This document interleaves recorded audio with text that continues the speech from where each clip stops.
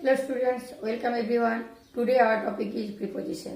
তো কম্পিটিটিভ এক্সামে প্রিপোজিশন আমাদের একটা গুরুত্বপূর্ণ ভূমিকা পালন করে। প্রিপোজিশন এমন কিছু প্রিপোজিশন পড়ে যেগুলো আমাদের কনফিউশন হয়ে যায়, তো আমরা সব প্রিপোজিশনগুলো শিখব। তো দেখো, প্রিপোজিশন ইন, ইন মানে কি মধ্যে, ইন বাংলা মিনিং হচ্ছে মধ্যে। এই ডট আমি এখানে ডট দিয়ে দেখিয়েছি, দেখো ইন ডটের যে পজিশনটা আছে মধ্যেখানে মানে মিডিল পয়েন্ট।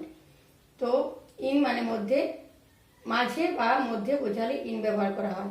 ফর এক্সাম্পল দেখো, she is sitting in the room, she is sitting in the room, এটার মানে হচ্ছে সে বসে আছে রুমের মধ্যে, in the room. Okay, she is sitting in the room. Next দেখো, ইনসাইড, ইনসাইড মানে ভেতরে। এখানে বক্সের মধ্যে ডটটা তোমরা লক্ষ্য করো, ডট যেটা কি আছে মিডিল পয়েন্টে। ইনসাইড মানে ভেতরে। এখানে দেখো ওপরটা খোলা আছে, কিন্তু এটা কোনো খোলা নেই, মানে কোনো কিছুর কোনো বক্স, আলমারি বা কাপবোর্ড সেরকম মানে যার চারটা দেওয়াল থাকে পুরো বন্ধ থাকে, সেক্ষেত্রে আমরা ইনসাইড ব্যবহার করবো। ইনসাইড এই ডটটা যেমন মাঝে আছে একদম ভেতরে, সেক্ষেত্রে আমরা ইনসাইড ব্যবহার করবো। এক্সাম্পল দেখো, কিপ এভরিথিং ইনসাইড দি কাপবোর্ড, কিপ এভরিথিং ইনসাইড দি কাপবোর্ড। কাপবোর্ড হচ্ছে কাপবোর্ডের ভেতরে সব কিছু রাখো। ওকে, নেক্সট যদি আমরা বলি আবার কিপ এভরিথিং ইনসাইড দি আলমারি, keep everything inside the box. Okay, তো এসব ক্ষেত্রে আমরা inside verb, inside preposition use করে থাকি। নেক্সট দেখো, ইনটু, ইনটু, ইনটু গতির সঙ্গে ভেতরে যাওয়া বোঝাবে, একটা গতি থাকবে। ছুটে যদি যায় বা কেউ ছুটে যদি বাড়ির ভেতরে প্রবেশ করে, সেক্ষেত্রেও কিন্তু ইনটু প্রিপোজিশন ব্যবহার করা হয়। এখানে দেখো ডটটা আছে, বাইরে থেকে একটা তীর চিহ্ন দেওয়া আছে, বাইরে থেকে ভেতরে আসছে, সেক্ষেত্রে বোঝাতে ছুটে আসছে, এটা গতি থাকবে, সেক্ষেত্রে ইনটু ব্যবহার করা হয়। For example, the boy fail into the well, the boy fail into the well মানে কি, ছেলেটি কুয়োর ভেতর পড়ে গেল। বা এন্টার প্রবেশ করার ক্ষেত্রেও কিন্তু ইনটু প্রিপোজিশনটা ব্যবহার করা। পড়ে গেলে, কুয়োতে পড়ে গেলে কি হয়, একটা গতি থাকে, সেই জন্য এখানে ইনটু প্রিপোজিশন ব্যবহার করা হয়েছে। নেক্সট দেখো, অন, অন মানে ওপরে। অন প্রিপোজিশন টাচ, টাচ থাকবে একটা, যদি কোনো জিনিসের ওপর একটা দুটো অবজেক্টের মধ্যে যদি স্পর্শ থাকে বা টাচ থাকে, সেক্ষেত্রে আমরা অন ব্যবহার করি। এখানে দেখো ডটটা বক্সের ভেতরে, বক্সের সঙ্গে কিন্তু টাচ আছে। ওকে, অন মানে ওপরে কিন্তু টাচ থাকবে, স্পর্শ থাকবে। তো সেক্ষেত্রে দেখো, for example, the book is on the table. Okay, আমরা যদি বইটা টেবিলের উপর রাখি, তা বইয়ের সঙ্গে টেবিলের একটা টাচ থাকে, তো সেক্ষেত্রে আমরা অন প্রিপোজিশন ব্যবহার করি। নেক্সট দেখো, ওভার, ওভার মানে কিন্তু ওপরে, তো ওভার নট টাচড মানে কোনো স্পর্শ থাকবে না, এটা ওভার, সেক্ষেত্রে ওভার প্রিপোজিশন ব্যবহার করা হয়। মানে ওপরে, ওপরে বোঝাবে বা ওপরে আমরা কথাটা বা বেঙ্গলি কথাটা বলবো, কিন্তু সেটা টাচে থাকবে না। এক্সাম্পল দেখো, we need a roof over our head, আমাদের মাথার উপর একটা ছাদ দরকার, মাথার উপর, over our head. We need a roof over our head, আমাদের মাথার উপর একটা ছাদ দরকার।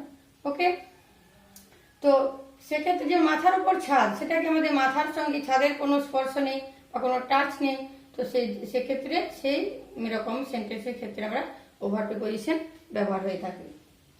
নেক্সট দেখো, বিসাইড, বিসাইড মিনস পাশে।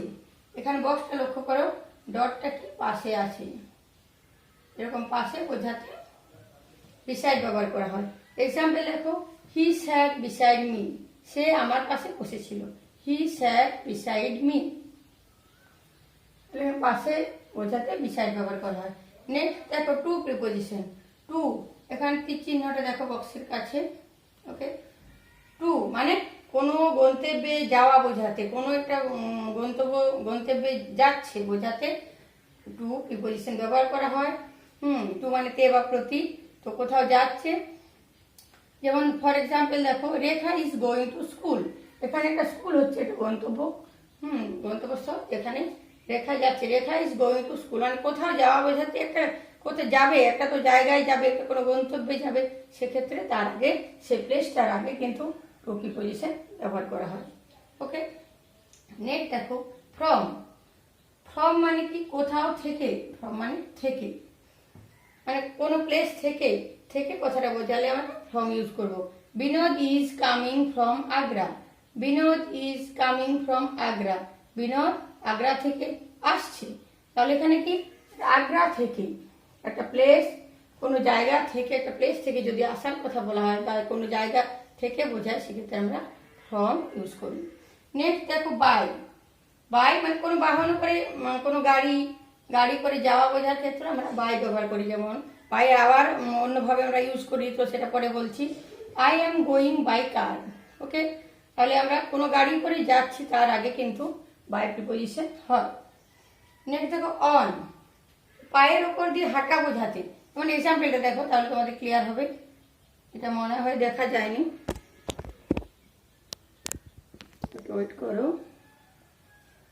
হ্যাঁ দেখো, পায়ের ওপর দিয়ে হাঁটা বোঝাতে I am going on foot. আমি পায়ের ওপর পায়ে হেঁটে যাচ্ছি। এইভাবে এরকম যদি বোঝায়, তো সেক্ষেত্রে তার আগে ফুট, তার আগে কিন্তু পায়ের ওপর দিয়ে যাচ্ছি, তা আমরা তো সেভাবে বলি না। আমি I am going on foot, আমি পায়ে হেঁটে যাচ্ছি, তো তার আগে ফুট, তার আগে কিন্তু অন প্রিপোজিশন ব্যবহার করা হয়। নেক্সট দেখো অ্যাট এবং ইন। তো অ্যাট কোথায় বসবে এবং ইন কোথায় বসবে? At for relatively smaller place. Okay, আর ইন কি? For relatively bigger place. তো কোনো জায়গা, দুটো জায়গা যদি আমরা একসঙ্গে লিখি, তো যে জায়গাটা বড় তার আগে ইন হবে এবং যে প্লেসটা ছোট তার আগে অ্যাট হবে। ফর এক্সাম্পল দেখো, I live at camp in Delhi. Okay, at for relatively smaller place, in for relatively bigger place. Okay, for example, I live at camp in Delhi. Camp হচ্ছে একটা ছোট জায়গা দিল্লির মধ্যে, আর ইন হচ্ছে পুরো দিল্লিটা, দিল্লি বড় জায়গা, তার আগে কি? In preposition. ছোট প্লেসের আগে কি? At preposition. নেক্সট দেখো অ্যাট, ইন এবং অন। অ্যাট কি? টাইমের ক্ষেত্রে ব্যবহার করা হয় অনেক সময়। অ্যাট টাইমের ক্ষেত্রে ব্যবহার করা হয়। ইন কি? ডে এবং ডেট। কোনো ডে এর আগে ইন বসে এবং ডেটের আগেও কিন্তু ইন বসে। Next on. On month or year. কোনো মান্থের আগে অন প্রিপোজিশন হবে, আর ইয়ারের আগেও কিন্তু অন প্রিপোজিশন হবে। তো এক্সাম্পল দেখে নাও। The poet read the poem at 12 o'clock midnight on 4th July in the year 1999. The poet wrote, কবি কবিতাটা লিখেছিলেন at 12 o'clock, রাত্রে 12টার সময়। 12 o'clock at, দেখো প্রিপোজিশনগুলো আমি সার্কেল করে দিয়েছি। at 12 o'clock midnight on 4th July, দেখো on 4th July, একটা তারিখের আগে অন হয়, on 4th July in the year, ইয়ারের আগে ইন হয়, in the year 1999। ওকে, তো এগুলো তোমরা খাতায় লিখে নিতে পারো যারা কম্পিটিটিভ এক্সাম দেবে। নেক্সট দেখো অন অর আপন। অন মানে ওপরে, আপন মানে তাহলে কি? আপন কোথায় ব্যবহার করা হয়? এটা স্টুডেন্টের কাছেও একটা কনফিউশন হয় বা ডাউট থেকে থাকে। তো এক্সাম্পল দেখো, এক্সাম্পলগুলো দেখে আমার মনে হয় তোমাদের সব ক্লিয়ার হয়ে যাবে। The book is on the table. The book is on the table মানে কোনো জায়গার উপর কোনো কিছু রাখা বোঝাতে কিন্তু যেটা স্পর্শে থাকবে, টাচে থাকবে, সেক্ষেত্রে অন ব্যবহার করা হয়। নেক্সট দি ক্যাট জাম্পড আপন দি র্যাট। বেড়ালটা কি? ঝাঁপিয়ে পড়লো ইঁদুরটির ওপর, আপন দি র্যাট মানে বাইরে থেকে এসে যে ঝাঁপিয়ে পড়া, সেক্ষেত্রে কিন্তু আপন ব্যবহার করা হয়। দি ক্যাট জাম্পড আপন দি র্যাট। ওকে, নেক্সট দেখো, এটা দেখা যায়নি। নেক্সট দেখো আন্ডার। আন্ডার মানে নিচে। এক্সাম্পল দেখো, দি cat is under the table. কোনো কিছু নিচে যদি কিছু থাকে, তো তার আগে সেক্ষেত্রে আন্ডার প্রিপোজিশনটা ব্যবহার হয়ে থাকে। আন্ডার মানে নিচে। The cat is under the table, বেড়ালটি টেবিলের নিচে আছে।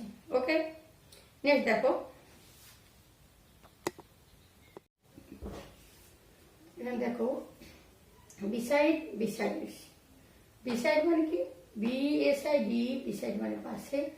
একটা এখানে বিসাইডের সঙ্গে একটা পরিবর্তন হয়েছে, কি শেষে বিসাইডের সঙ্গে একটা এস আছে, এর মিনিংটা কিন্তু পুরো বদলে গেছে। বিসাইডস, বিসাইডস মানে সত্ত্বেও। তো এখানে এক্সাম্পল দেখো, হি স্যাট বিসাইড মি, সে আমার পাশে বসেছিল বা তিনি আমার পাশে বসেছিলেন। হি স্যাট বিসাইড মি, পাশে বোঝাতে বিসাইড এখানে ব্যবহার হয়েছে। নেক্সট দেখো, besides being honest he is hard working also. Okay, besides being honest he is hard working also. এটার মানে কি, অনেক সৎ হওয়া সত্ত্বেও, হি ইজ তিনি হচ্ছে হার্ড ওয়ার্কিং মানে পরিশ্রমী, সৎ হওয়া সত্ত্বেও তিনি হচ্ছেন পরিশ্রমী। তাহলে সত্ত্বেও বা এক্ষেত্রে বিসাইডস ব্যবহার করা হয়। হি ইজ হার্ড ওয়ার্কিং মানে পরিশ্রমী, সৎ হওয়া সত্ত্বেও তিনি পরিশ্রমী, তিনি সৎ আবার পরিশ্রমী।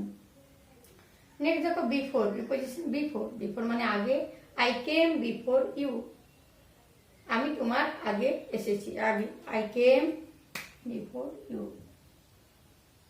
ওকে, I came before you. Next দেখো অ্যাবাভ, বিলো।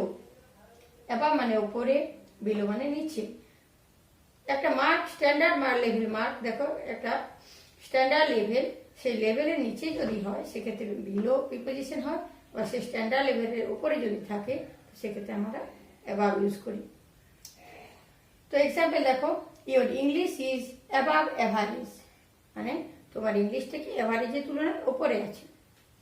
নেক্সট সেন্টেন্স দেখো, the river is flowing below the danger level.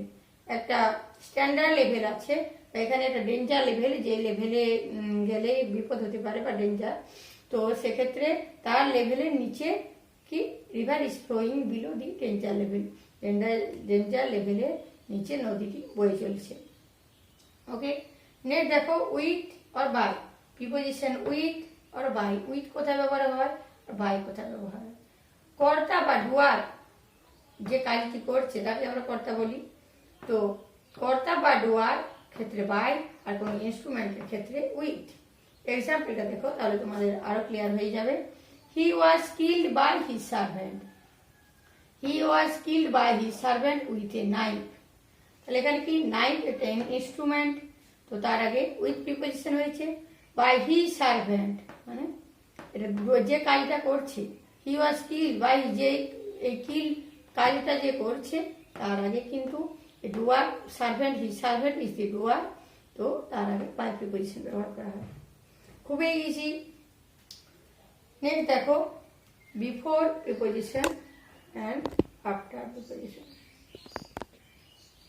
Before, after. After, before মানে আগে, আমরা এই একটু আগে শিখলাম। আফটার মানে পরে। আবার কিছু দেখো, সম্মানের নামের একটা যদি কেউ কোনো স্থান, একটা কেউ সম্মানী ব্যক্তি কিছু তারপরে যদি সেই স্থানটাকে অধিকার করে, সেই নামের ক্ষেত্রে কিন্তু আফটার ব্যবহার করা হয়। এক্সাম্পলটা দেখো, I came before you and she came after me. দেখো সার্কেলটা দিলে তোমাদের আবার ক্লিয়ার হবে।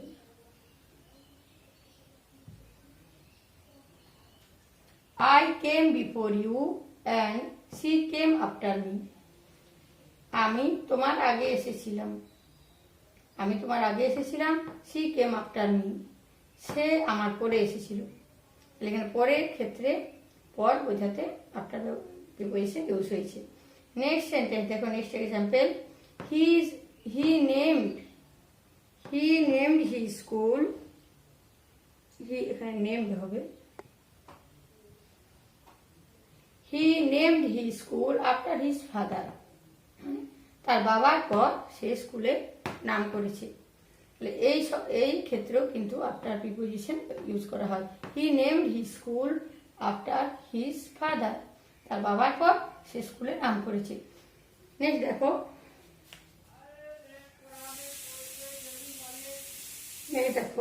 between and among।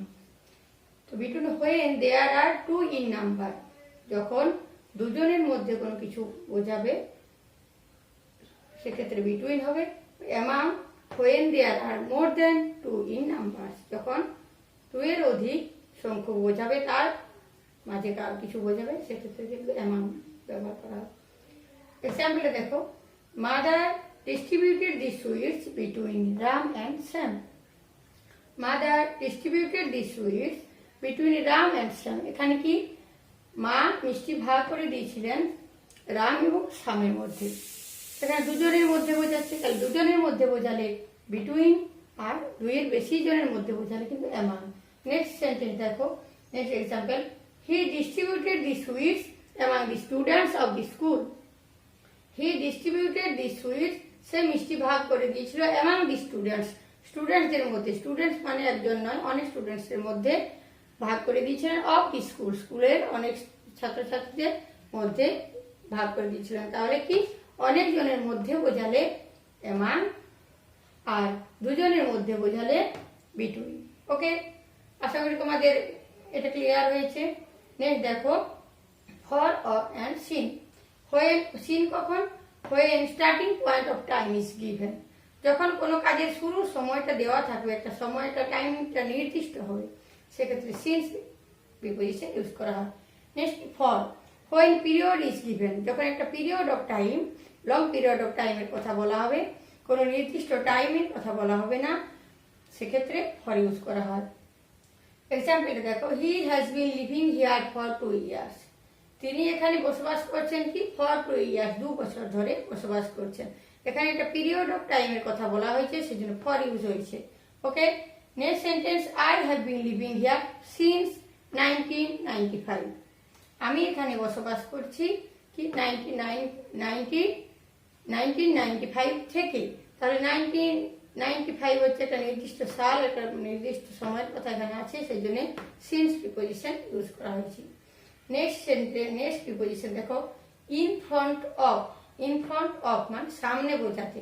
এক্সাম্পল দেখো, he parked his car in front of my gate. সে তার গাড়ি পার্ক করেছিল কোথায়?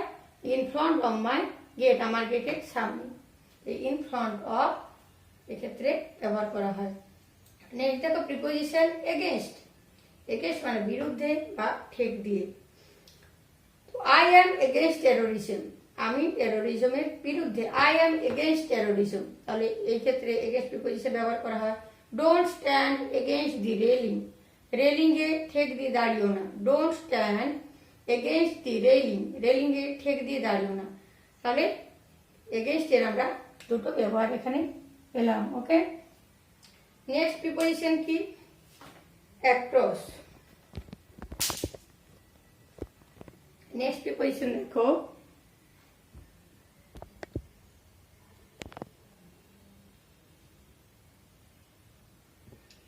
Next preposition behind. Behind, behind মানে পিছে। The train is running behind time. The ট্রেনটি চলছে বিহাইন্ড টাইম মানে সময়ের পিছনে, মানে লেটে চলছে ট্রেনটা। সেসব ক্ষেত্রে বিহাইন্ড প্রিপোজিশনটা ব্যবহার করা হয়। দি train is running behind time, হ্যাঁ ট্রেনটা লেটে চলছে, সময়ের পিছনে যাচ্ছে। Next preposition across. He swamp across the river. এটা বোর্ডটা ছোট আছে, লেখাগুলো একটু হিজিগিজি হয়ে গেছে, দেখো তোমরা পরে ভালোভাবে দেখে নিও এবং খাতায় অবশ্যই নোট ডাউন করো। হি সোয়াম অ্যাক্রস দি রিভার, সে নদীতে অ্যাক্রস মানে বরাবর পার হয়েছিল, পার হওয়ার ক্ষেত্রে অ্যাক্রস ব্যবহার করা হয়। ওকে, নেক্সট দেখো বিয়ন্ড। বিয়ন্ড মানে নাগালের বাইরে। Beyond, the case is beyond the jurisdiction of the জাজ, মানে এই কেসটা হচ্ছে বিচারকের নাগালের বাইরে। ওকে, তো সেক্ষেত্রে বিয়ন্ড মানে নাগালের বাইরে, এসব ক্ষেত্রে বিয়ন্ড প্রিপোজিশন ব্যবহার করা হয়। অ্যাবাউট, অ্যাবাউট মানে আমরা জানি সম্বন্ধে। I know everything about him. I know everything about him, আমি তার সম্বন্ধে সব কিছু জানি। আর কি অফ প্রিপোজিশন। অফটা আমাদের আর একটা ক্লাসে আমি ভালোভাবে বোঝাবো, আজকে একটু সংক্ষেপে বলে দিই। অফ মানে এর বোঝাতে অফ ব্যবহার করা হয়, যেমন পসেসিভের ক্ষেত্রে অফ ব্যবহার করা হয়। দি লেগ অফ টেবিল, এসব ক্ষেত্রে এটা নিয়ে আমি একটা নেক্সট ক্লাস করবো। তো আজকে এখানে রাখছি।